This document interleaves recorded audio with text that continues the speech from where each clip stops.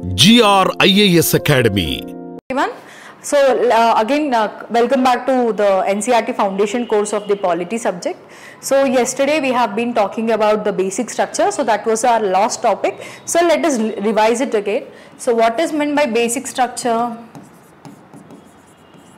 So basic structure is nothing but the core philosophies of the Indian Constitution. So it consists of the ideals and aspirations of the freedom fighters.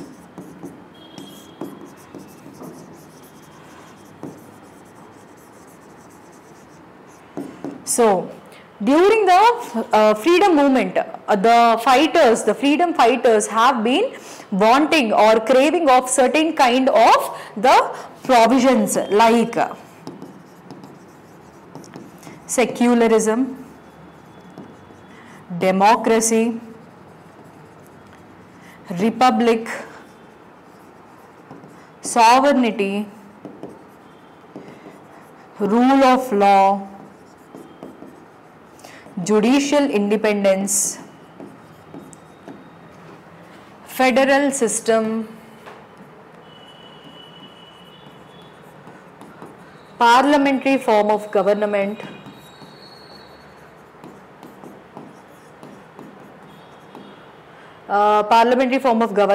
etc. So these are some of the important provisions: sovereignty, republic, democracy, secularism, rule of law, judicial independence, federalism, parliamentary form of government, etc. So these were considered as very important features of the Indian Constitution, through which the Supreme Court in 1973 during the Keshwananda Bharati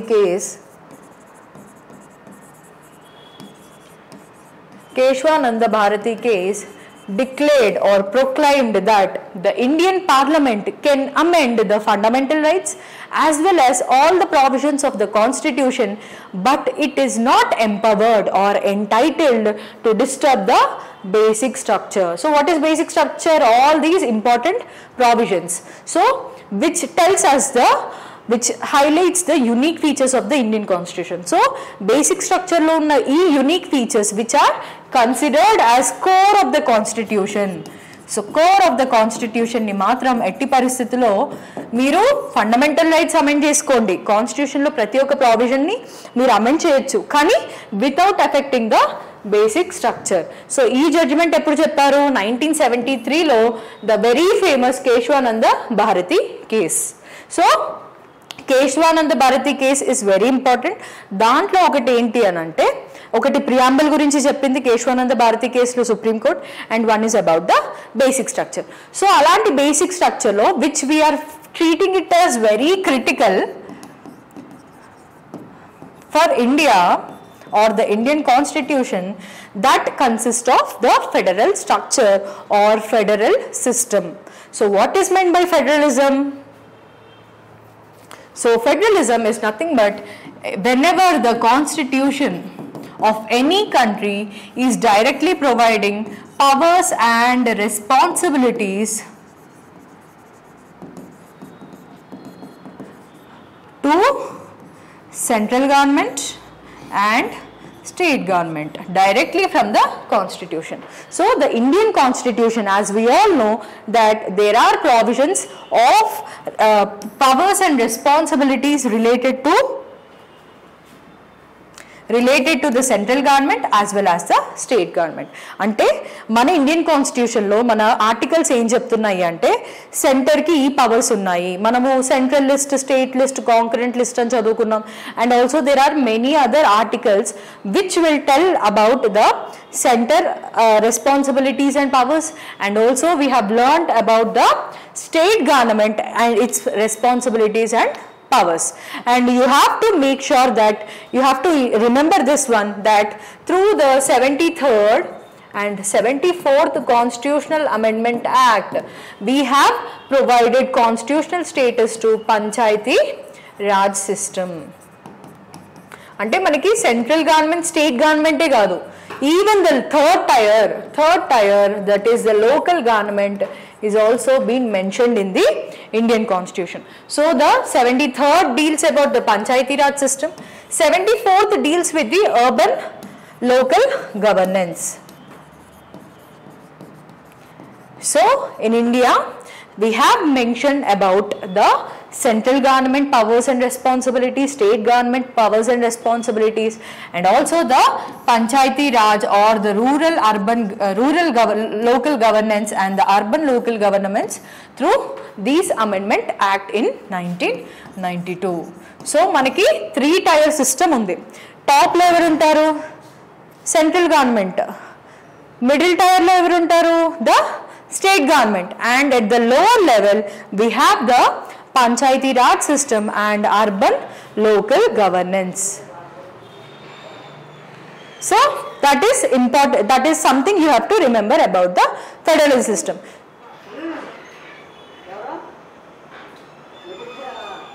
Someone please mute your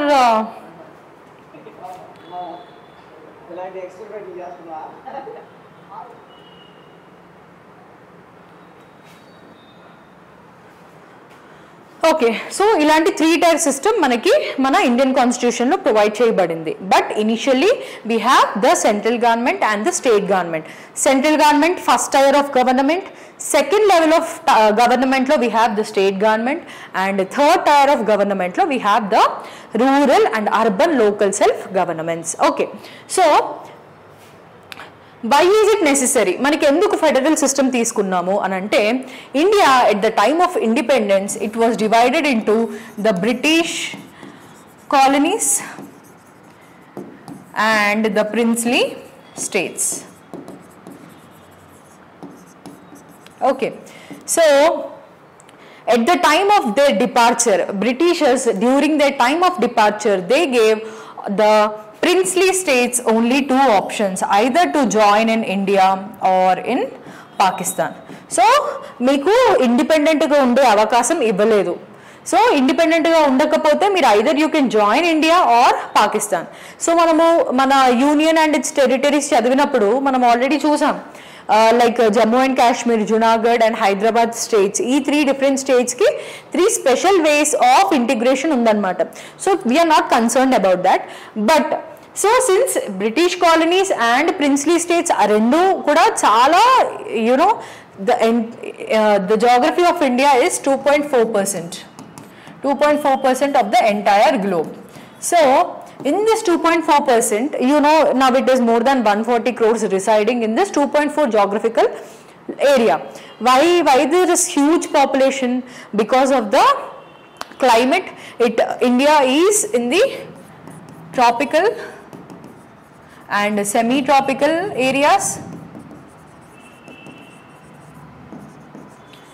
We have plenty of rainfall and we have plenty of fertile lands. We have the mineral and other resources, and we also have the agriculture production. So based on these reasons, India's population has been increasing very drastically. So by 2045 we are expecting the India's population to stabilize. Okay, so putting that aside, so we are having huge population is being distributed in various parts of India, from the Jammu and Kashmir to the Kanyakumari in Kerala. There has been numerous cultures, diversities, linguistic diversities, religious diversities, racial diversities, etc. So in order to bring all of them together and make them stick to the union called India, India అని ఒక యూనియన్కి అందరినీ తీసుకొచ్చి ఉంచాలి అని అంటే, వాళ్ళని వదిలేయకుండా ఉంచాలి, మళ్ళీ వాళ్ళు వెళ్ళిపోకుండా ఉండాలి అని అంటే, we thought the federal system will be apt or suitable for the Indian conditions. So ఇప్పుడు మనం వాళ్ళకి తగినంత ఫ్రీడమ్ ఇవ్వలేదు అనుకోండి ప్రిన్స్లీ స్టేట్స్కి, one point or the other point they wanted to get separated. So అలాంటి ఛాన్స్ ఇవ్వకుండా ఫెడరల్ సిస్టమ్ ఇచ్చి సర్టెన్ పవర్స్ అండ్ రెస్పాన్సిబిలిటీస్ వాళ్ళకి ఇచ్చి, so that they will have the provincial autonomy, state level autonomy వాళ్ళకి ఇవ్వాలి అని చెప్పేసి మనం ఫెడరల్ సిస్టమ్ని అడాప్ట్ చేసుకున్నాం. Okay, so coming to the important points related to the federal system. So inspiration is from Canada model. So federal system, of course we have adopted it from the Government of India Act 1935, but Canada model nunchi we have adopted the strong union principle. So Canada lo kuda we can see a federal system, but the major powers are with the center, strong union. So strong union ante nothing but center lo ekku powers unnai state level lo kanna kuda. So మీకు already ముందు mention చేశాను, కేసీఆర్ ఎప్పుడైతే India wide ఎలక్షన్స్కి వెళ్దామని అనుకున్నాడో last elections అప్పుడు తను చెప్పాడు federalism is the basic structure of the Indian constitution. So అది బేసిక్ కోర్ ప్రిన్సిపల్. అది మీరు సెంట్రల్ దగ్గర మీ దగ్గర అన్ని పవర్స్ ఉంటాయి, ఫండ్స్ ఉంటాయి, అన్నీ ఉంటాయి, మాకు ఇవ్వట్లేదు. సో నేను పిఎం అయితే federalism, so complete provincial autonomy or స్టేట్స్కి కంప్లీట్ అటానమీ ఇస్తాను అని చెప్పి కేసీఆర్ అన్నాడు అనమాట. సో ఆ టైంలో అట్లా వాళ్ళు ఒక కోalition ఫామ్ చేద్దాం అనుకున్నారు. Even of course it was unsuccessful. But then federal feature అంటే ఏంటి అంటే స్టేట్కి సెంటర్కి powers, division of powers and responsibilities ఉంటాయి. ఓకే, సో కెనడియన్ మోడల్ ఏంటి, we have the strong union like in India. So strong union అంటే ఏంటి, high number of powers and responsibilities to the centre. Next, federalism is nothing but sharing of power between the center and state. Okay, so federation is nowhere mentioned in the constitution. The term federation is not mentioned in the constitution. Okay, next, federal government in India. So federal government మన ఇండియాకి వస్తే federal system ఎలా ఉంది అని అంటే quasi federalism, అంటే blend of unitary and federalism. So ఎందుకు quasi federalism అని అంటున్నాం, because we have the strong union. చెప్పాను కదా, high powers and responsibilities are given to the central government. So అన్ని పవర్స్ రెస్పాన్సిబిలిటీస్ మీ దగ్గరే ఉన్నప్పుడు అది federalism. Majority of powers responsibilities మీ దగ్గరే ఉంటే అది ఫెడరలిజం ఎలా అంటాము అని చెప్పి ఈ టర్మ్ వచ్చింది, క్వాజీ ఫెడరలిజం. అంటే blend of unitary and federal features. Unitary features అంటే సెంట్రల్ గవర్నమెంట్ దగ్గరే మొత్తం పవర్ ఉంటే యూనిటరీ, ఫెడరల్ అంటే సెంట్రల్ అండ్ స్టేట్ దగ్గర మొత్తం పవర్స్ ఉంటాయి. So it is a blend of unitary and federalism, right? Next, so coming to the federal features of the Indian Constitution.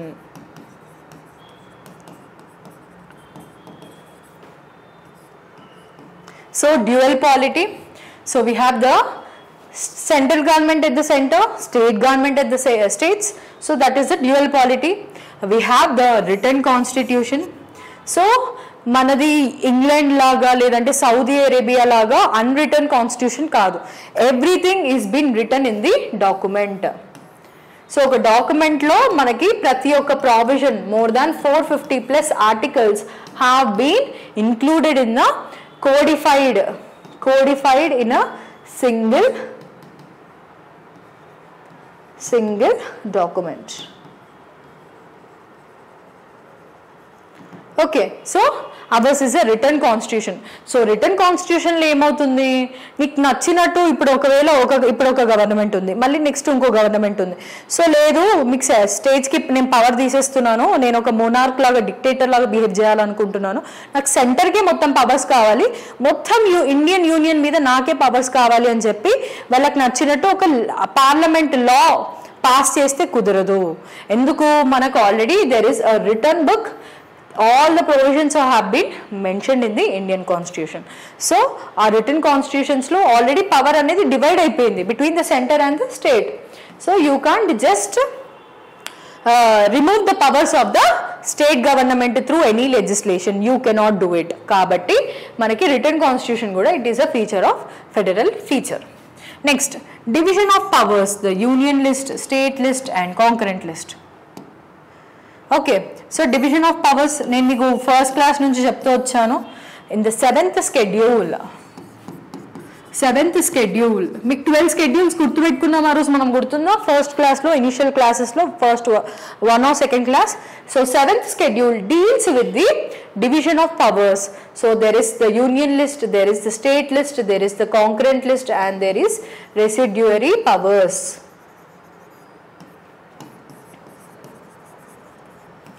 So ఇవన్నీ కూడా so central లిస్ట్లో 100 ఉన్నాయి, స్టేట్లో 61, కాంకరెంట్ 52 అండ్ రిమైనింగ్ వీటిలో లేనివన్నీ కూడా it will come under the residuary powers. So what is union list? It is under the control of centre. State list the complete responsibility is with the state, whereas the concurrent list is state can make laws, center can make laws, but if center wants to implement the central law will prevail. That is called as concurrent list. అంటే ఏంటి ఇక్కడ domination ఎవరిది? Centre ఒకవేళ state కి చెప్పి central లాని implement చేయమని చెప్తే ఎట్టి పరిస్థితుల్లో స్టేట్ సెంటర్ లానే ఇంప్లిమెంట్ చేయాలి. That is called as concurrent list. So ఇక్కడ డామినేషన్ ఎవరిది? ఇక్కడ సెంటర్ది. And also residuary powers are with the centre.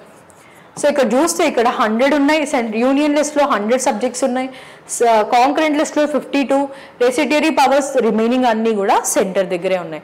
So ఇలా మెజారిటీ ఆఫ్ ఫీచర్స్ కూడా సెంటర్ దగ్గర ఉన్నప్పటికీ స్టేట్ లిస్ట్లో మనకి 61 సబ్జెక్ట్స్ ఉన్నాయి.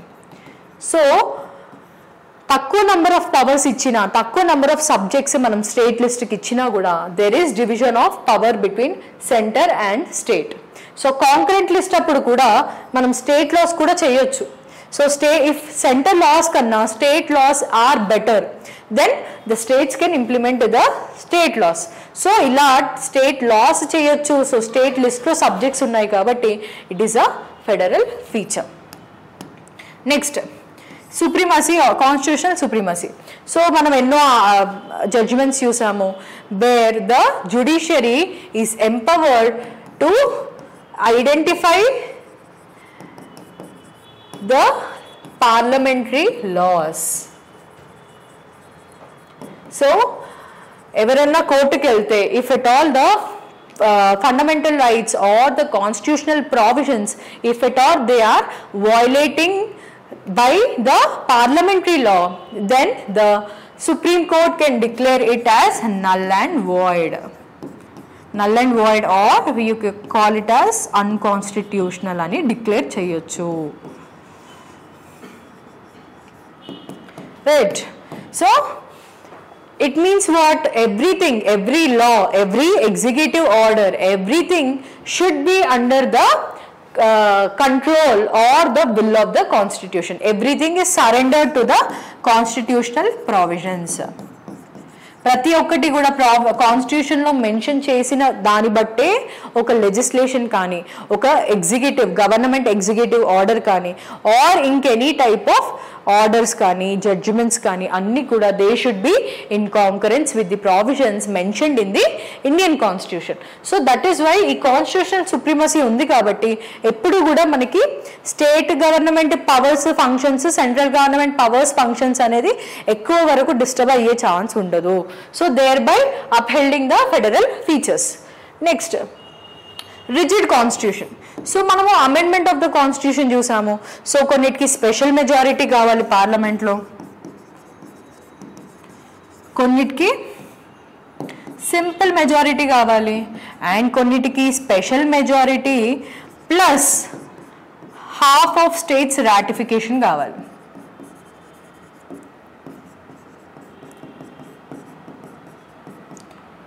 So if at all any law or any constitutional amendment act is violating or is disturbing the federal fabric of Indian constitution, then it requires the special majority plus half of the states ratification. అంటే ఇప్పుడు GST ఉందా, so మనకి GST మొత్తం ఒకటే అన్నమాట. So దాంట్లో centre GST ఉంటుంది, state GST ఉంటుంది. అంటే స్టేట్ యొక్క ఏమంటాము ట్యాక్సెస్ అన్ని కూడా కంట్రోలింగ్ పవర్ ఎక్కడికి వెళ్ళింది, ఇండైరెక్ట్ ట్యాక్సెస్ అన్ని పవర్ కూడా మెజారిటీ అన్ని జిఎస్టీలో కలిపేశారు కదా. సో జిఎస్టీలో కలిపేశారు కాబట్టి సో ఇప్పుడు స్టేట్స్ ఒప్పుకోవాలి, ఎందుకు వాళ్ళ ఇన్కమ్ని సెంట్రల్ గవర్నమెంట్ లాగేసుకుంటుంది. సో లాగేసుకొని తర్వాత అఫ్ కోర్స్ మళ్ళీ ఫండ్స్ ఇస్తుంది, గ్రాంట్స్ ఇస్తుంది. కాకపోతే వాళ్ళ ఇండైరెక్ట్ ట్యాక్సెస్ అన్నీ కూడా జిఎస్టీలో కలిపేసి సెంటర్ అథారిటీకి వస్తుంది. కాబట్టి మన GST act it had the special majority and ratification of half of the states.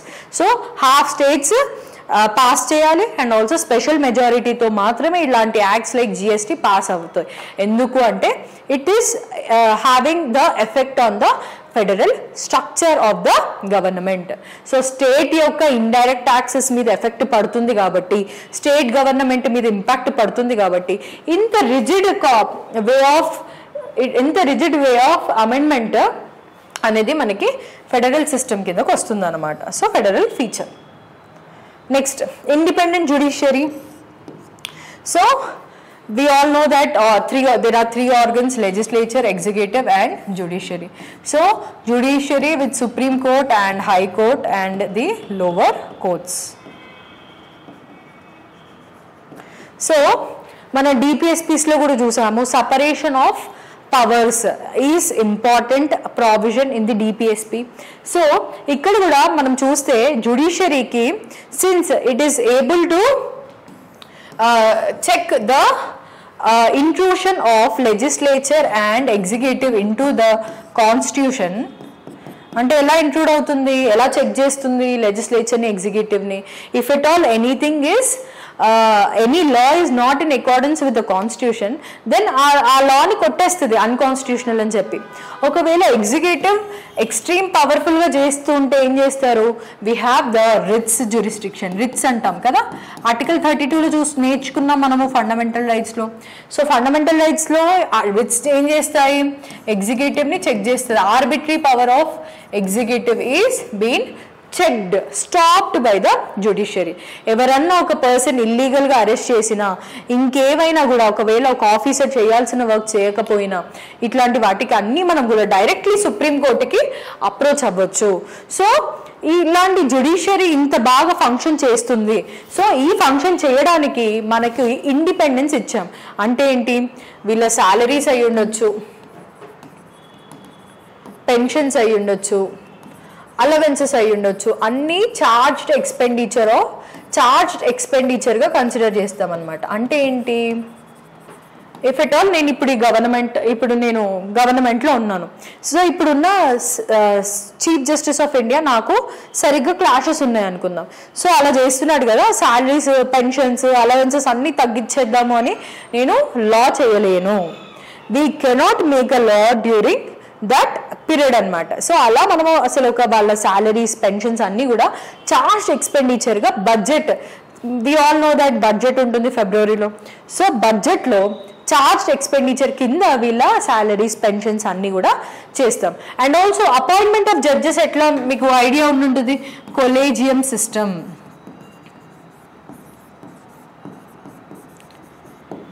So collegium system consisting of the chief justice and the judges will select the coming chief justice and the judges of the Supreme Court and High Court. So collegium system. So అంటే ఏంటి? collegium system వాళ్ళని select చేసుకుంటున్నారు కాబట్టి legislature యొక్క అంటే prime minister, council of ministers or any other member of parliament యొక్క ఏమంటాము power and control మనకి జ్యుడిషియరీ మీద లేదు. సో జ్యుడిషియరీ ఒకవేళ మీరు ఫెడరల్ స్ట్రక్చర్ని డిస్టర్బ్ చేస్తే అది అన్కాన్స్టిట్యూషనల్ అని చెప్తుంది. So in a way it is helping the federal structure of India. Next bicameralism means what? Presence of two houses.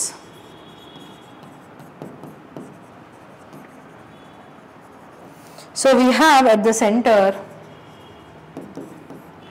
Lok Sabha, Rajya Sabha, and at the state we have the Assembly and Council.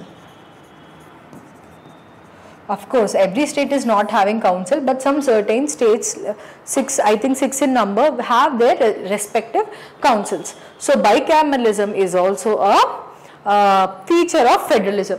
So మనం already నేర్చుకున్నాం, రాజ్యసభలో members ఎవరు elect చేస్తారు అంటే states.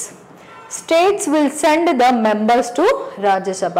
So Rajya Sabha will act as protector of federalism.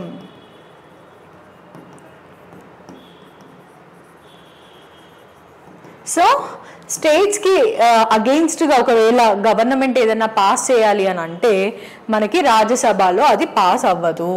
So ఎందుకు? Because states are sending their representatives to the center as a Rajya Sabha MP. Okay, so Rajya Sabha ఎంపీగా states ఎన్నుకుంటున్నాయి అన్నమాట. States వాళ్ళ రిప్రజెంటేటివ్స్ని రాజ్యసభలో పంపిస్తున్నారు. కాబట్టి any aspect if it is violating the federal structure, state యొక్క powers responsibilities తగ్గిస్తూ వాళ్ళు లా పాస్ చేసుకుంటారా? నో. సో రాజ్యసభ అలా మనకి హెల్ప్ అవుతుంది అనమాట. సో అలా మనల్ని ప్రొటెక్ట్ చేస్తూ ఉంటుంది. That is why it is protector of federalism. Next, unitary features. So what are the unitary features? So we already know that the strong center is there. Union list lo chuste 100, concurrent state lo 61 మాత్రమే, and concurrent list lo 52, and residuary powers kuda center దగ్గర ఉంటాయి. So that is why we are having a strong center. Majority of powers anni kuda, important powers anni kuda we are resting it with the center. Next, indestructible union and destructible states. Indestructible union ante union which cannot be destroyed. ante ఏదేమైనా ఏది ఎలా జరిగినా Indian union అంటే completely the Indian union. So Indian union అంటే ఇక్కడ నుంచి ఇక్కడికి, ఇక్కడ నుంచి ఇక్కడికి ఎట్టి పరిస్థితుల్లో it is as it is, it cannot be destroyed. And whereas destructible unions, states, destructible states ante earlier it was Andhra Pradesh, right? Now it is Telangana and Andhra Pradesh. So states can be divided, states can be destroyed, the boundaries, the borders of the states can be destroyed or changed. So ముందు మనం చూసాము, and also మనకి numerous states form అయ్యాయి. మనం union and its టెరిటరీస్లో different number of states form అవుతూ వచ్చాయి. దాని ఎవల్యూషన్ చూసాం, రైట్? ఇయర్స్ గుర్తుపెట్టుకున్నాం, గోవా ఎప్పుడు, సిక్కిం ఎప్పుడు అని. సో ఫస్ట్ లింగ్విస్టిక్ స్టేట్ అలా ఫామ్ అయింది ఏంటి? ఆంధ్ర స్టేట్ 1953లో. It has divided from the Madras province or the state. So Madras ప్రావిన్స్గా ఉండేది, దాన్ని మనం డిస్ట్రక్ట్ చేసి దాన్ని ఆంధ్ర స్టేట్గా సపరేట్గా మార్చాం అండ్ తమిళనాడుగా సపరేట్ చేసాం. So the states are destructible.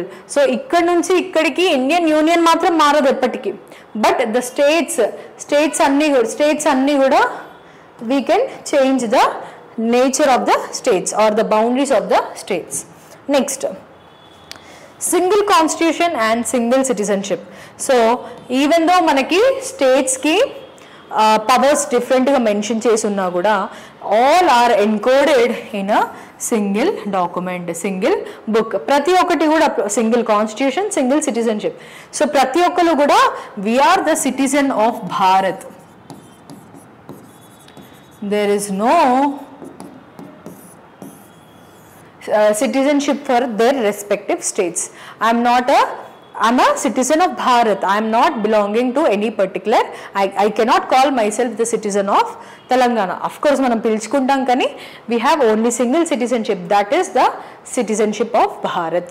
Okay, so ఒకటే కాన్స్టిట్యూషన్ ఉంది, ఆ కాన్స్టిట్యూషన్ లోనే యూనియన్ కి పవర్స్ ఉన్నాయి, స్టేట్స్ కి పవర్స్ ఉన్నాయి, and we have single citizenship, that is the citizenship of Bharat.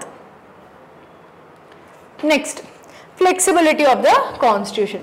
So in 2014లో మనకి ఆంధ్రప్రదేశ్ రీఆర్గనైజేషన్ యాక్ట్ పాస్ అయింది. సో దాని ద్వారా మనకి తెలంగాణ వచ్చింది కదా. సో అంత తెలంగాణ రావడానికి మీరు ఎంత మెజారిటీ కావాలి పార్లమెంట్లో అని అనుకుంటున్నారు? It's only just simple majority. So simple majority తోటి parliament can pass the AP Reorganization Act 2014.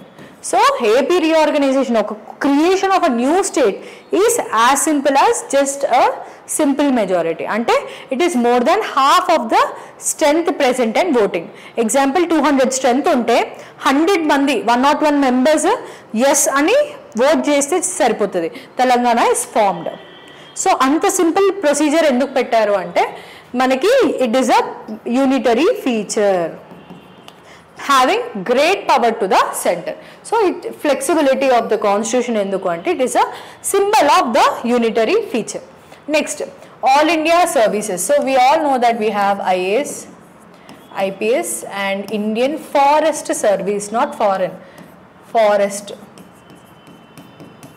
So they are, of course they are allocated to the states, but their appointments, if వాళ్ళ మీద ఏదన్నా allegations ఉన్నా ఏదన్నా complaints ఉన్నా they can be they are responsible to the center, they are removed by the center if any issues comes.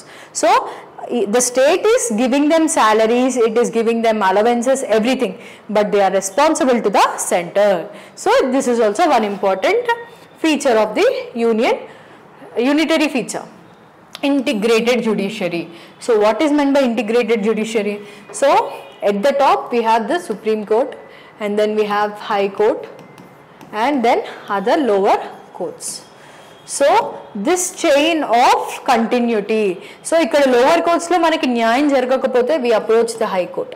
If High Court, if we are not satisfied, then we approach the Supreme Court. So this step by step layer of approaching the courts for our desired judgments is called as integrated judiciary. అంటే ఒకదాని పైన ఒకటి integrate అయ్యింది, state level separate central level separate అని ఏం లేదు, మొత్తము integrate అయ్యి మనకి సెంటర్లో సుప్రీం కోర్ట్ ఉంటుంది.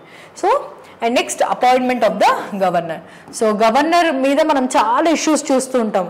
ఏంటి, ప్రెసిడెంట్స్ రూల్ ఒకటి ఇష్యూస్ చూస్తాం, ప్రెసిడెంట్ రూల్ ఒకటి. నెక్స్ట్ అసెంట్ ఇవ్వకపోవడము, అసెంబ్లీలో ఇంట్రడ్యూస్ చేసిన బిల్స్కి అసెంట్ ఇవ్వకపోవటము. అండ్ నెక్స్ట్ ప్రెసిడెంట్స్ రూల్ అప్పుడు or the formation of assembly, hung assembly అప్పుడు ఎస్పెషల్గా. సో ఇప్పుడు ఈ వర్డ్స్ మీకు అర్థం కాకపోయినా మీరు న్యూస్ పేపర్ చదువుతూ ఉంటే ఇవి మీరు గుర్తు తెచ్చుకున్నప్పుడు మీకు ఒకటే గుర్తు రావాలన్నమాట. ఎందుకు అపాయింట్మెంట్ ఆఫ్ గవర్నర్ అనేది ఎప్పుడు కూడా మనకి ఒక పజిల్ జరుగుతూ ఉంటుంది. ఎందుకు అంటే it is a unitary feature, స్టేట్స్కి అది నచ్చదు. సో ఏమవుతాయి, ఎగ్జాంపుల్ ఇప్పుడు మన స్టేట్ గవర్నమెంట్ ఒకటి పాస్ చేసింది బిల్ అనుకుందాం. సో ఇఫ్ మన స్టేట్ గవర్నమెంట్కి సెంటర్కి పడకపోతే, if there is issues between the state and the central government, governor ఏం చేస్తాడు అంటే ఆ బిల్లుని అసెంట్ ప్రతి ఒక్కటి కూడా governor is head of the state.